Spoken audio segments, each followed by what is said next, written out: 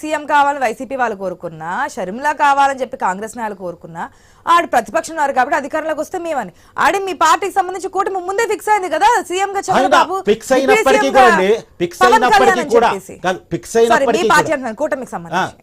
అయినప్పటికీ కూడా టీడీపీ కార్యకర్తలు కోరుకునే సహజంగా కోరుకునేది ఏంటంటే ఆయన 75 సంవత్సరాలు చంద్రబాబు గారికి వచ్చాయి, ఆయన ఇప్పటికైతే యాక్టివ్గా ఉన్నారు. ఆయన యాక్టివ్గా ఉన్న రోజుల్లోనే మరొక వ్యక్తిని మనం ప్రమోట్ చేసుకోగలిగితే ఆయన గైడెన్స్ లో ఇంకొక వ్యక్తిని మనం తయారు చేసుకోవాలి. ఎందుకంటే చంద్రబాబు నాయుడు గారు ముందు ఉండగా లోకేష్ గారు కనపడటం కొద్దిగా కష్టం అవుతుంది. ఎందుకంటే ఆ పార్టీ నుంచి ఒక లీడర్ని చూస్తున్నప్పుడు ఇంకో లీడర్ని చూడడానికి కష్టం అవుతుంది. చంద్రబాబు నాయుడు గారు లోకేష్ గారు పక్కన కూర్చున్నారు అనుకోండి, మీరు ఎవరు ముందు మైకి పెడతారు?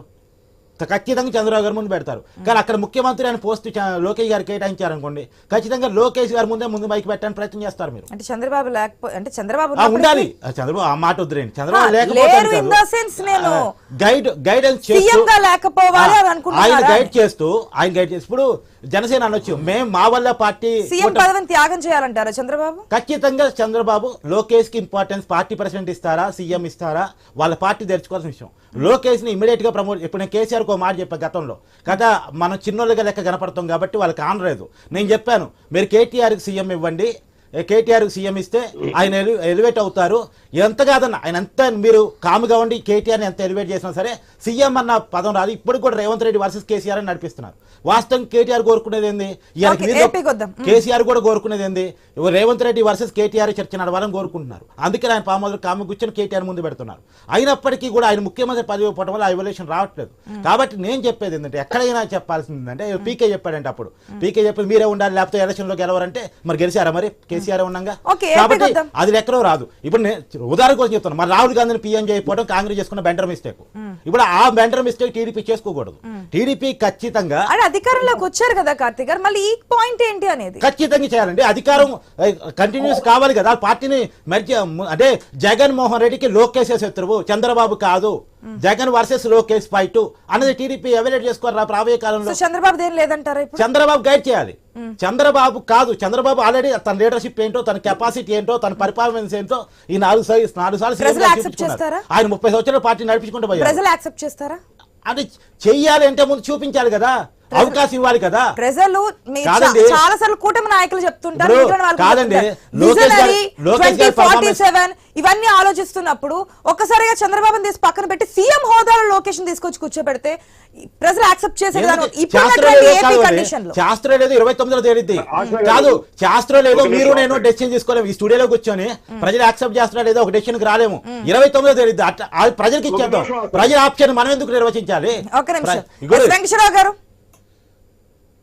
ఇప్పుడు ఇక్కడ జర్నలిస్ట్ గారు కార్తీక్ గారు ఇక్కడ మర్చిపోతుంది ఏంటంటే ఇక్కడ ఉన్నది ఆంధ్ర రాష్ట్రంలో ఉన్నది కూటమి ప్రభుత్వం, 3 పార్టీల కలయికతో దేశంలో ఉంది కూడా కూటమి ప్రభుత్వమేనండి. తెలుగు ఎంపీల మీద ఆధారపడ్డ ప్రభుత్వం. ఇప్పుడు చంద్రబాబు నాయుడు గారు డిప్యూటీ ప్రైమ్ మినిస్టర్ ఇవ్వాలంటే బీజేపీ ఒప్పుకుంటుందా? అది కాదు కదా. ఇప్పుడు కాదండి, ఇప్పుడు దేశంలో కాదు ముందు అడగటాలు ఉండవండి. కాదండి 240 సీట్లు ఉన్నటువంటి బీజేపీ ప్రధానమంత్రి పదవి ఎవరు ఉండాలని కోరుకుంటది, ఎవరు ఉండాలని నిర్ణయించుకుంటది. ఇలా మోడీని కాదని అమిత్ షాని పెట్టొచ్చు. వాళ్ళ పార్టీ సిద్ధాంతం ప్రకారం 65 వచ్చిన తర్వాత కాదండి. కేసీఆర్ అని చెప్పాను ఎందుకంటే అన్నారు కార్తీక్ గారు, కేసీఆర్ సింగిల్ పార్టీ, ఆయన కొడుకుని పెట్టుకుంటారు. టీడీపీ కూడా సింగిల్ పార్టీ అనండి. కాదు కూటమి కాదు, దేశంలో కూడా కూటమి ఉంది. కాదు నేను ఆ పాయింట్ గా వస్తున్నా. దేశంలో కూడా కూటమి ఉంది. కూటమి కారణం తెలుగు ఎంపీలు. టీడీపీ కారణంగా ఎన్డీఏ కూటమి ఉంది. ఇలా టీడీపీ కారణంగా దేశంలో మోడీ అధికారంలో ఉన్నారు. ఇప్పుడు వీళ్ళు ఇష్టం డిమాండ్ పెడితే వాళ్ళు ఒప్పుకుంటారేంది? మాకు డిప్యూటీ ప్రైమ్ మినిస్టర్ కావాలని అనుకుంటే కాదు. పవన్ కళ్యాణ్ గారికి ఎందుకు డిప్యూటీ సీఎం ఇచ్చి 5 మంత్రి పదవులు ఇచ్చారంటే పవన్ కళ్యాణ్ గారు చాలా కీలకమైన సమయంలో టీడీపీకి ఆ కష్టకాలంలో తోడుగా ఉన్నారు కాబట్టి ఆ పొలిటికల్ ఇంపార్టెన్స్ అని ఇచ్చారు. ఇప్పటికీ నేను అంటాను టీడీపీలో డిప్యూటీ సీఎం అని నాదం చేయడం తప్పే. చేస్తే సీఎం అని చేయాలి. ఎందుకంటే ఆ పార్టీకి ఇండివిజువల్ గా 134 స్థానాలు ఉన్నాయి. కాదు ఆ పార్టీకి సీఎం డిసైడ్ చేసుకునే కెపాసిటీ ఉంది. ఇండివిజువల్ సీట్స్ కూడా వచ్చింది. కూటమితో ఉన్నటువంటి బలంతో సమకూరినటువంటి సీట్లు. కాదు మీరు మళ్ళీ తప్పుదేవద్దు. దేశంలో కూడా బీజేపీకి అధికారం వచ్చింది కూటమితో కలిపిన పరిపాలన. కూటమితో కలిపి మరి ప్రధానమంత్రి పదవిని కూడా టీడీపీ డిమాండ్ చేయొచ్చా? డిమాండ్ చేయాల్సింది. ఎందుకు చేస్తారండి? కాదు డిమాండ్ చేయాల్సింది. ఇప్పుడు టీడీపీలో పెట్టుకుంటారు. ఇప్పుడు కాదండి మోడీని తొలగించి అనుకుంటారు. రావు గారు final నాకు comments, కరెక్ట్ సమాధానం చెప్పండి. మోడీని కాదని అమిత్ షాని పెడదాం అనుకుంటారు. ఎందుకంటే బీజేపీ పాలసీ ప్రకారం ఒక సిద్ధాంతం ఉంది, 75 ఏళ్ళ అయిన తర్వాత రిటైర్మెంట్ ఇచ్చుకోవాలి, ఆర్ఎస్సీ సిద్ధాంతం అది.